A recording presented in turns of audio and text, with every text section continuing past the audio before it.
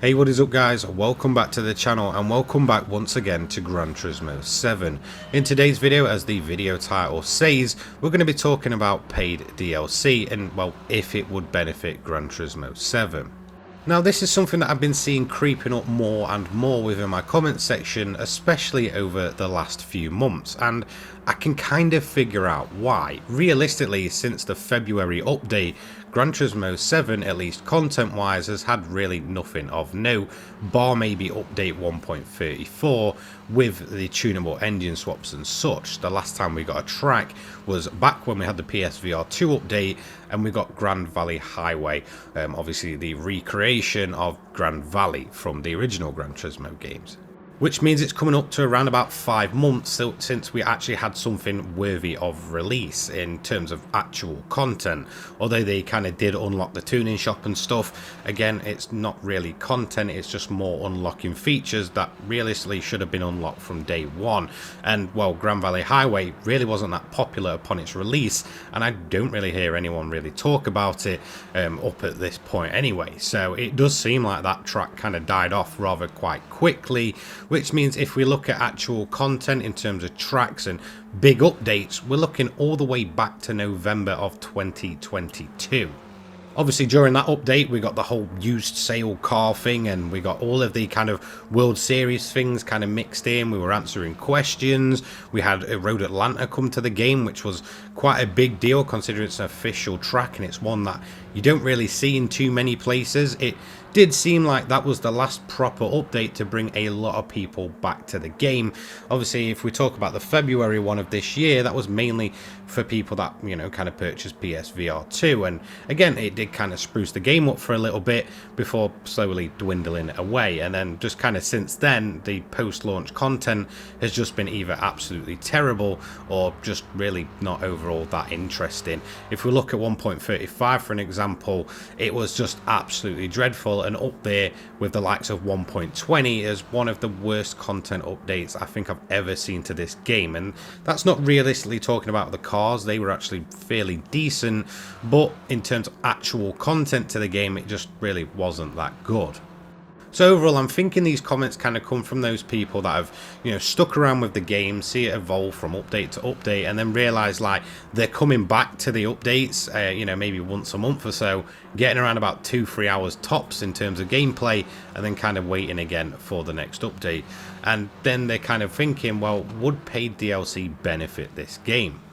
Now, I think what they exactly mean by this is, would paid DLC alongside the free updates benefit the game? And if we look at, say, something like ACC, for example, it gets updated maybe not as frequently as the likes of Gran Turismo 7, but does get post-launch support in terms of free updates that add quite a bit to the game in terms of physics changes or just overall feeling of the game. It really does kind of work in that game's favor, and then it's kind of got the paid DLC there to kind of go alongside, and a lot of it is realistically very, very high quality and good DLC, the likes of the brand new Ferrari GT3s, Lamborghini GT3s and Porsche GT3s.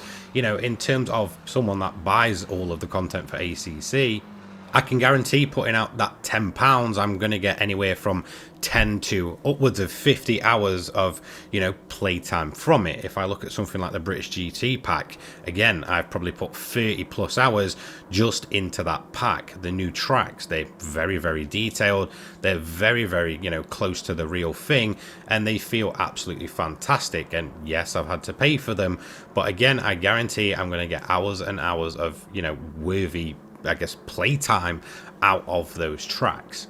So in terms of kind of an investment into a DLC, if the quality is there, you can guarantee people are going to pay for it and people are going to stick around because, well, the quality is good.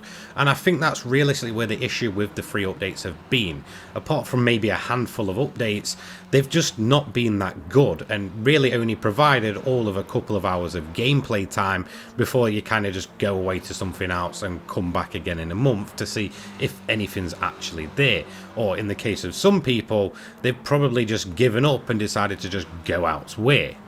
If we look at the history of Gran Turismo and kind of what they could be working with, you know, you have tracks the likes of Midfield, you know, the Tokyo layouts, you know, the original Tokyo layout, sort of, you know, the special stages and stuff. And then we also have things like Tahiti Road, or whatever it was called, from likes of Gran Turismo, Red Rock. You know, they've got plenty of tracks that they realistically could, you know, kind of remake and actually charge people for. And people really would suck that up, myself included. You know, I would be more than happy to put 10, 15 pounds of my own money in to get an original track pack of recreated, you know, tracks from Gran Turismo games of old. You know, if you put 5 or 10 of them in there, then you can guarantee people are going to start purchasing it. And it's the same for cars. You know, if okay, they're struggling to get the licenses for certain cars, or, you know, maybe companies have exclusive deals so they can't quite get them, but there's still cars they could possibly get, or brands they could possibly get, that people are crying out for. Let's say, I don't know, something like Koenigsegg, for example. You know, if they want to kind of fund that, then it's quite easy. Put the money out for the license, build the car in the game, and charge people money for it.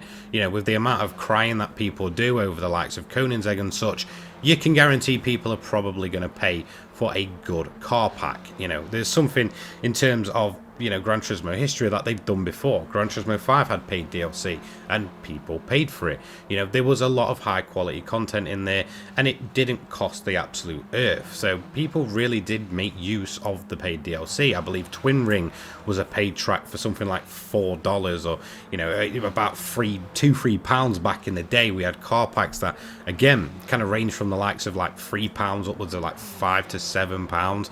And again, I was someone that kind of purchased it, and it worked well, and it kind of, you know, felt great to be able to have that quality there instead of just piling out a load of random rubbish that people really don't want. And it did bring people back to the game. You know, I was one of those that in the likes of Gran Turismo 5 kind of played all the game, beat it all, and then the DLC started coming out and it brought me back for another entire playthrough, restarting again and enjoying the game entirely. And yeah, I honestly think paid DLC for a game like Gran Turismo 7 could work to kind of bolster it alongside the likes of the free updates, where most people will just come back for a couple of hours and then kind of fade away again.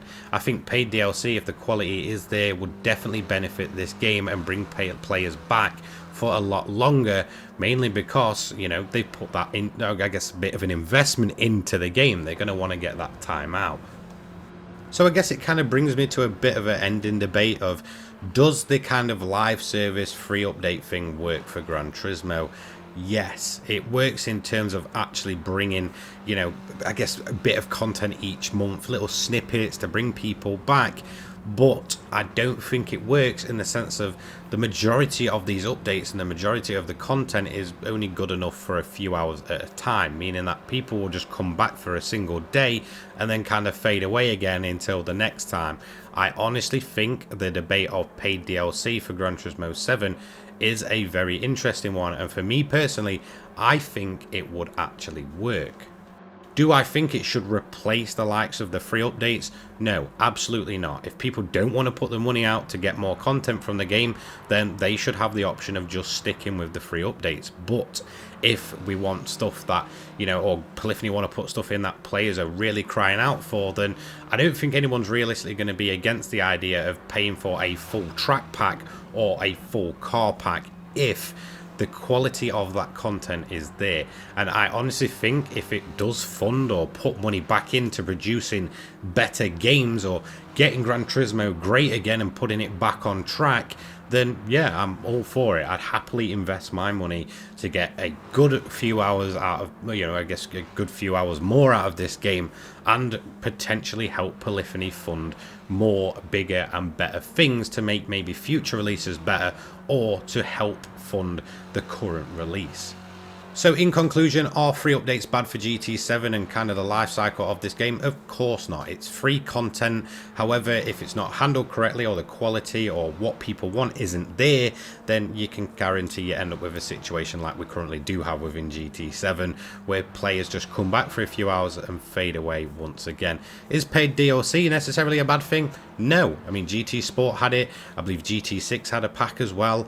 GT5 had it, and it kind of works. I've had plenty of hours of fun out of paid DLC packs for Gran Turismo, and I'd happily let them put more in if the quality is there. Let me know what you think down below. Have a fantastic day, guys. Peace.